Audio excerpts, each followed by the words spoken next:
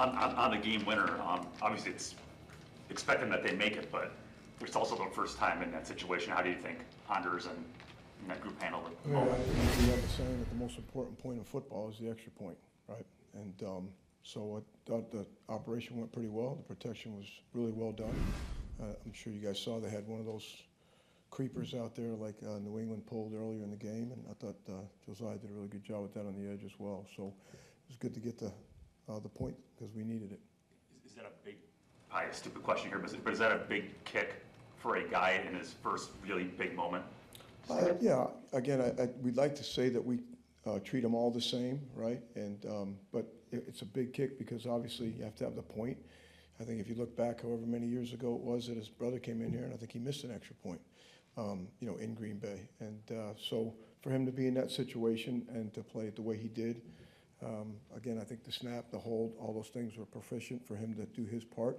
And then the protection I thought was really well done against a good rush team all day. On the other end, the 46-yard that they had that they missed, what was your view from that on the sideline? And just what do you do in that moment? You know they're in range, but you're trying to do whatever to force it. Yeah, we tried to make a call that we thought we could maybe, whatever, get to where we could block it. We've had Yash on field goal rush now for a few weeks, and we had him and TJ next to each other, and they have to look at their operation. But I thought our guys did a really good job of getting some push inside, and you never know what happens on the back end of their deal. So I was excited about the way our guys rushed and the effort they gave on that. So.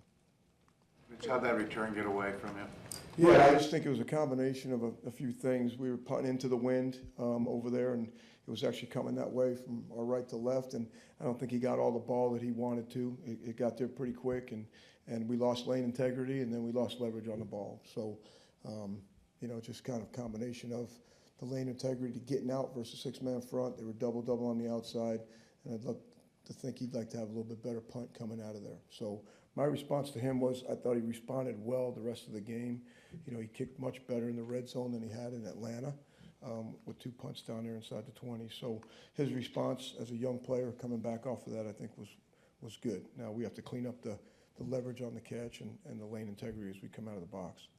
What was behind the decision to go back to Keyshawn on punt returns?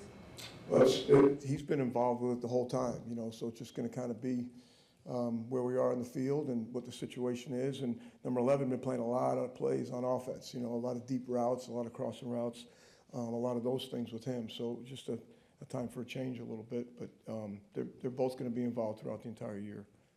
Rich, what do you think of the job Darnell and the coverage unit did on that fourth quarter tackle? Yeah, I think we thought those were, 2 really good pivotal plays for us. Honors did a great job of putting the ball a little bit wide, and then, we had some things that we kind of cooked up with Darnell and with Keyshawn is right next to him over there on the right. So it was a big tackle by him and really by Josiah on the first one over there. So those were 2 good plays for us, and I think it's shows Honors a little bit. First game, I don't think he kicked the ball exactly how he wanted to on the kickoff, so it was good to have him come back and have those 2 kicks over in the corner as well. Rich, did you have to let Keyshawn out of your special teams meeting so he could go to the offensive meeting for no, they kind of got that done on their own. So no, I'm not really giving Keyshawn up for anything right now. So. Rich, what's it like to coach him?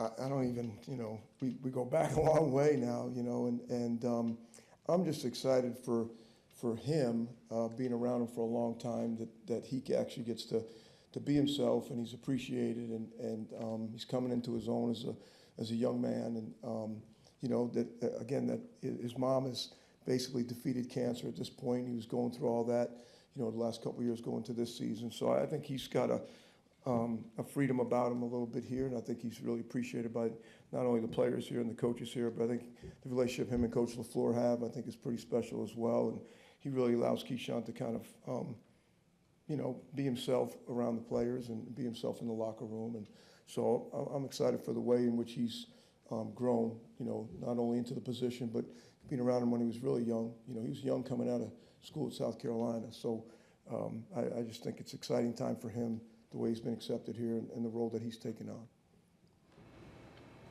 Going back to the Darnell hit, he said that he hopes after that hit that you'll give him a few more of those calls now.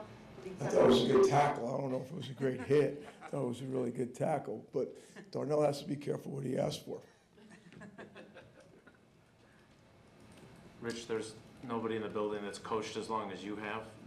I'm just curious, when a young team does what this team did yesterday, and we're talking about growth and learning and everything else with them week after week, what does a game like yesterday and a win like yesterday do for a bunch of young players? Yeah, we'd like to think it gives you a certain sense of momentum, right? We'd like to think it gives you a sense of, okay, I must be doing some of the things right in practice because it showed up in the game. I think the exciting thing for us, probably as coaches, is in the locker room, there was no, I mean, the players were all, some of the guys on the punt team were what we call self-reporting. They're like, that's me, that's, and so I felt like they were coming up with some solutions to some of the things they thought we could do, from our perspective in the kicking game. We were getting the ball to start the second half. We kind of had a conversation of what we thought we could use for the return. So I think when you see young guys being like that in the locker room when you're down 17-0, having conversations about what can we do coming back out, what's the second half going to look like, how can we overcome this, I think that shows a little sense of maturity.